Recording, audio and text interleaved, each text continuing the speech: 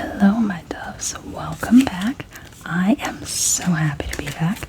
I'm finally all settled in to my new place. So we're going to have a slightly more inconsistent posting schedule. I've still got a couple more things to put away before I can do my full smudge, get everything set up as far as my broom, my bells, the usual stuff that you do when you move in. I did sound cleanse, but I will be smudging the entire apartment once I have everything fully unpacked. So expect that video sometime this weekend. But as you know, we had a full moon last night. So we're going to do a very simple full moon trick. We're going to look for the moon card in the deck. And what you do is you take the card before it and the card after it. And the card that comes before the moon is an obstacle that's currently blocking you from the life that you're trying to manifest for yourself. And the card immediately after it represents what you can do to clear that blockage away. And there's a couple different variations of things like that you can do with your deck when you're just looking for a little bit of simple manifestation guidance. But I thought it would be fun. Watch it be the very last card and this won't even work. I'm like, well, I have no ideas for you. Figure it out. Sorry, a little bit of gallows humor. I am embracing my dark humor this week. There it is. Okay, so we have the moon here.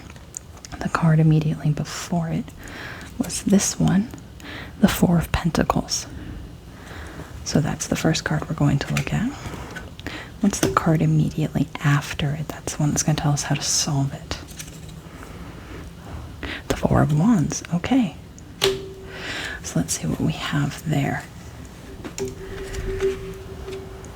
Interesting setup. It's never the face cards. We passed several of the higher arcana or major arcana cards on our way to get to the moon, but they never actually come up in my readings. I think once one of them has come up. It's kind of crazy. Okay, so wands.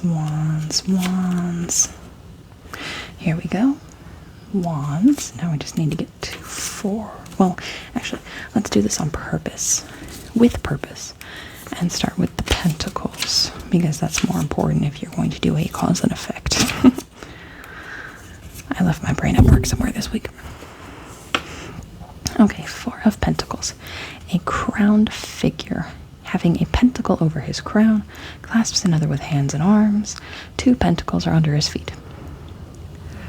The surety of possessions, cleaving to that which one has, gifts, legacy, or inheritance. So what's stopping me from moving forward, if we take it literally, is my abundance of stuff. Now, metaphorically, that could also be more of just my need for things, materialism, possessiveness would be stopping me from manifesting my best life.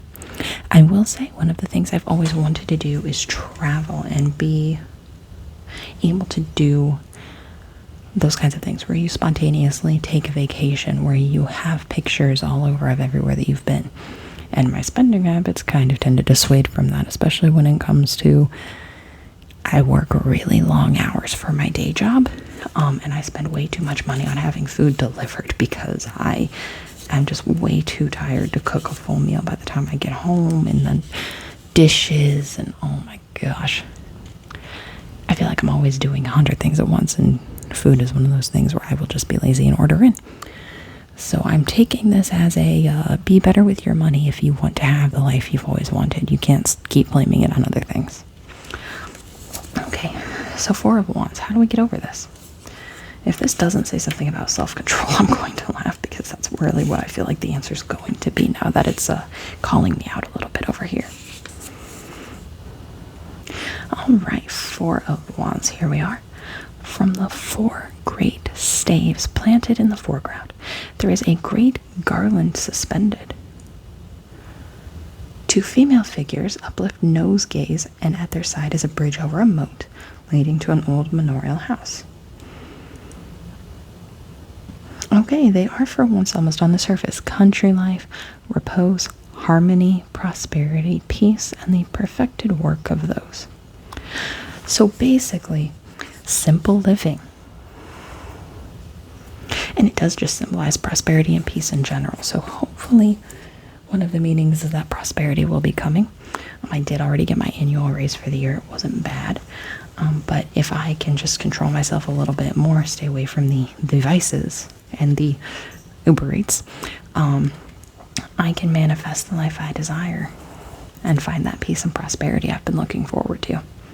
I just have to live simply a little bit more often. So that was a very easy one. Hopefully this resonated with you too, if you kind of find yourself in that same position. I hope this helps. If you want to try doing this reading on your own, comment down below. Let me know what 2 cards you got for year before and year after. And if you don't know what they mean, I can kind of try to help you through it a little bit. But let me know how that goes for you. Again, I am almost all settled in. So we will do some work on things soon here on the channel. We have most everything for a new spell jar. It is for abundance and prosperity. I've got some new stones down here. I've got some new herbs over here. I also have some more jars on the way so I can organize this a little bit better because I'm already full up. I've got some purification oil as well, so we can do something with that. And I will be making some new witch's bell wreaths for my front and back door for protection. So we've got a little bit of crafty corner coming up too. So I hope you all have a wonderful night. It is great to be back, and I love you all.